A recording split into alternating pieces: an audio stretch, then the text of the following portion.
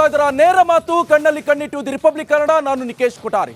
ಮಂಡ್ಯದಲ್ಲಿ ನಡೆದಿರುವಂತಹ ಧ್ವಜ ದಂಗಲ್ ವಿಚಾರಕ್ಕೆ ಸಂಬಂಧಪಟ್ಟಂತೆ ಇವತ್ತು ಮಾಜಿ ಸಿಎಂ ಕುಮಾರಸ್ವಾಮಿ ಅವರು ಅಲ್ಲಿ ಎಂಟ್ರಿಯನ್ನು ಕೊಟ್ಟು ಪೊಲೀಸ್ ಹಾಗೆ ಜಿಲ್ಲಾಡಳಿತದ ವಿರುದ್ಧ ಹರಿಹಾಯ್ದಿದ್ದಾರೆ.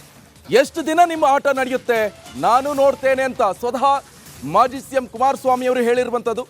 ಜಿಲ್ಲಾಡಳಿತದ ವಿರುದ್ಧ ಕುಮಾರಸ್ವಾಮಿ ಗರಂ ಆಗಿದ್ದಾರೆ. ಜಿಲ್ಲಾಧಿಕಾರಿ ಅವರನ್ನ ಅಮಾನತು ಮಾಡುವಂತೆ ಕುಮಾರಸ್ವಾಮಿ ಅವರು ಆಗ್ರಹವನ್ನು ಮಾಡಿದ್ದಾರೆ. ಮಂಡ್ಯ ಧ್ವಜದಂಗನ್ನಲ್ಲಿ ದಳಪತಿ ಕೇಸರಿ ಕಹಳೆಯನ್ನ ಊದಿರುವಂಥದ್ದು.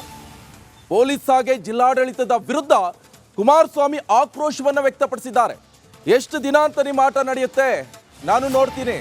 ಆದಷ್ಟು ಬೇಗ ಜಿಲ್ಲಾಡಳಿತ ಹಾಗೆ ಪೊಲೀಸ್ನವ್ರು ಏನು ಮಾಡಿದ್ರಲ್ವಾ, ಧ್ವಜವನ್ನ ಇಳಿಸಿದ್ರಲ್ವಾ, ಜಿಲ್ಲಾಧಿಕಾರಿ ಅವ್ರನ್ನ ಆದಷ್ಟು ಬೇಗ ನೀವು ಅಮಾನತು ಮಾಡಿ ಅಂತ ಸರ್ಕಾರಕ್ಕೆ ಆಗ್ರಹವನ್ನು ಮಾಡಿದ್ದಾರೆ ಕುಮಾರಸ್ವಾಮಿ ಅವರು.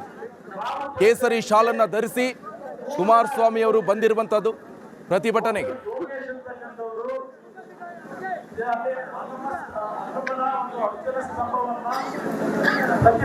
ನಾಲ್ಕೈದು ಬಾರಿ ಫೋನ್ ಮಾಡಿದ್ದೇನೆ. ಯಾಕೆ ಇವತ್ತು ಯರಗೋಳ್ನ ಗ್ರಾಮದಲ್ಲಿ ಸಂಘರ್ಷಕ್ಕೆ ಎಡೆ ಮಾಡಿಕೊಂಡಿದ್ದೀರಿ? ಇವತ್ತು ನಿಮ್ಮ ಅಧಿಕಾರಿಗಳನ್ನ ಅಲ್ಲಿಂದ ವಾಪಸ್ ಕಳಿಸ್ಕೊಳ್ಳಿ. ಮುಂದೆ ಒಂದು 2-3 ದಿನಗಳು ಬಿಟ್ಟು ವಾಪಸ್ಸನ್ನ ಕೂರಿಸಿ ಅಲ್ಲಿ ಏನಿದೆ ಒಂದು ಶಾಂತಿ ಸಭೆಯನ್ನು ಮಾಡಿ ಇರ್ತಕ್ಕಂಥ ಸಂಘರ್ಷಕ್ಕೆ ತೆರೆ ಹಿಡಿಯೋಣ ಅಂತಕ್ಕಂಥ ಮಾತನ್ನ ಜಿಲ್ಲಾಧಿಕಾರಿಗಳಿಗೆ ಹೇಳಿ. ಆದರೆ ಮಧ್ಯಾಹ್ನದ ನಂತರ ಗ್ರಾಮದ ನಮ್ಮ ತಾಯಂದರು ಸಹ ಯಾವ ಶ್ರೀರಾಮನ ಒಂದು ಅದಕ್ಕೆ ಕಾಂಗ್ರೆಸ್ನವರು ರಾಜಕೀಯ ಮಾಡ್ತಾ ಇದ್ದಾರೆ ನರೇಂದ್ರ ಮೋದಿ ಅಂತ ಹೇಳಿದ್ರಲ್ವೇ. ನರೇಂದ್ರ ಮೋದಿ ಅವರು ಅವರ ರಾಜಕೀಯದ ಲೋಕಸಭೆ ಚುನಾವಣೆಗೋಸ್ಕರ ಮಾಡಿದ್ರು ಅಂತ ಹೇಳ್ತಾರೆ. ಸಿದ್ದರಾಮಯ್ಯನವರೇ, ನಿಮ್ಮ ಸರ್ಕಾರ ಕಳೆದ 10 ತಿಂಗಳಿಂದ 5 ಗ್ಯಾರಂಟಿ ಅಂತ ಹೇಳಿ ಪ್ರತಿದಿನ ಜಾಹೀರಾತು ಕೊಡ್ತಾ ಇದ್ದೀರಲ್ಲ. 5 ಗ್ಯಾರಂಟಿ ನರೇಂದ್ರ ಮೋದಿ ಅವರಾದರೂ ಉದ್ಘಾಟನೆ ಮಾಡಿರ್ತಕ್ಕಂಥ ರಾಮ ಮಂದಿರ, ಈ ದೇಶದ ರಾಮನ ಬಗ್ಗೆ ನಂಬಿಕೆ ಇರ್ತಕ್ಕಂಥ ಹಲವಾರು ಜನ ದೇಣಿಗೆ ಕೊಟ್ಟು ಕಟ್ಟಿರ್ತಕ್ಕಂಥ ರಾಮ ಮಂದಿರ. ಅದು ಕೇಂದ್ರ ಸರ್ಕಾರದ ದುಡ್ಡಲ್ಲ, ರಾಜ್ಯ ಸರ್ಕಾರದ ದುಡ್ಡಲ್ಲ, ಸಾರ್ವಜನಿಕರು ದೇಣಿಗೆ ಕೊಟ್ಟು ಕಟ್ಟಿರ್ತಕ್ಕಂಥ ಮಂದಿರ. ನಿಮ್ಮ 5 ಗ್ಯಾರಂಟಿ ಯಾವುದು? ಪ್ರತಿದಿನ ಕೋಟ್ಯಾಂತರ ರೂಪಾಯಿ ಜಾಹೀರಾತು ಕೊಡ್ತೀರಿ.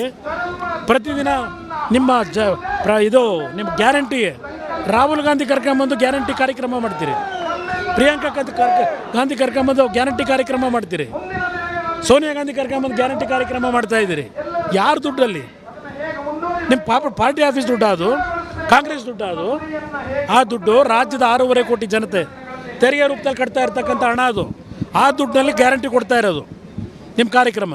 ರಾಜ್ಯದ ಜನತೆ ದುಡ್ಡು, ಅದು ತೆರಿಗೆ ರೂಪದಲ್ಲಿ ಕಟ್ಟಿರ್ತಕ್ಕಂಥ ಸರ್ಕಾರದ ದುಡ್ಡು. ಅದಕ್ಕೆ ನಿಮ್ಮ ನಾಯಕರು ಕರ್ಕೊಂಬಂದಿಲ್ಲಿ ಕಾರ್ಯಕ್ರಮ ಮಾಡಿ ಡಂಕುರ ಹೊಡಿತಿದ್ದೀರಲ್ಲ, ಅದು ರಾಜಕೀಯ ಪ್ರೇರಿತನೋ? ರಾಮ ಮಂದಿರ ಕಟ್ಟಿರೋದು ರಾಜಕೀಯ ಪ್ರೇರಿತನೋ? ಅಯೋಧ್ಯೆನೋ? ಕೇಳಲಿಕ್ಕೆ ಬಯಸ್ತೀನಿ ಅವರಿಗೆ. ಭಾಗವತ್ ಧ್ವಜವನ್ನು ಆರಿಸಲಿಕ್ಕೆ ನಮ್ದು ಯಾವುದೂ ವಿರೋಧ ಇಲ್ಲ. ಆದರೆ ಅಲ್ಲಿ ಭಾಗವತ್ ಧ್ವಜವನ್ನು ಆರಿಸಿದ ಬದಲು ರಾಷ್ಟ್ರಧ್ವಜವನ್ನು ಆರಿಸಿದ್ದಾರೆ. ಒಂದು ನಿಮಿಷ. ಭಾರತ ಧ್ವಜವನ್ನು ಹಾಕಬೇಕು ಅಂತಲೇ ಆ ಹಳ್ಳಿಯ ರೈತರು ಹಣ ಸಂಗ್ರಹ ಮಾಡಿ ಕಟ್ಟಿದ್ದಾರೆ. ಆ ಹಳ್ಳಿಯ ರೈತರು, ಹಳ್ಳಿ ಯುವಕರು 26ನೇ ತಾರೀಕು ಬೆಳಗ್ಗೆ ಅವರೇ ನಮ್ಮ ದೇಶದ ಧ್ವಜವನ್ನು, ತ್ರಿವರ್ಣ ಧ್ವಜವನ್ನು ಆರಿಸಿದ್ದಾರೆ.